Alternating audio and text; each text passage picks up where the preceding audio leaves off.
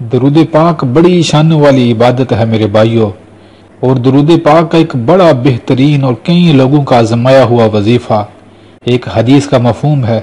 آقا کریم صلی اللہ علیہ وآلہ وسلم نے فرمایا، جو ہر جمعے کو ایک تسبیح درود پاک کی پڑھے گا، اللہ تعالیٰ اس کی 70 حاجتیں کل قیامت کے دن پوری کریں گے، اور 30 حاجتیں اللہ اس کی دنیا کی پوری کر دیں گے۔ اللہ اکبر۔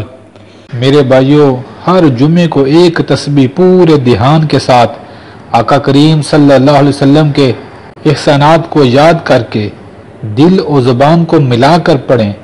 آپ کی زبان ہی نہ صرف پڑھ رہی ہو اللہم صلی علی، بلکہ آپ کا دل بھی پڑھ رہا ہو اللہم صلی علی محمد۔ میرے بھائیوں، اس وظیفے کو ہر جمعے کو پورے دھیان کے ساتھ کیجئے۔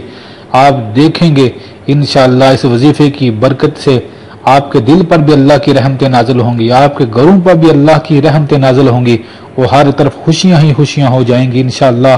اور ایک اور روایت کے اندر آقا کریم صلی اللہ علیہ وسلم نے فرمایا، جو درود پڑھتا ہے ایک بار، اللہ کی اس پر 70 رحمتیں نازل ہوتی ہیں۔ میرے بھائیوں، جو 100 بار درود پاک پڑھے گا، اس پر اللہ کی کتنی رحمتیں نازل ہوں گی بتائیے۔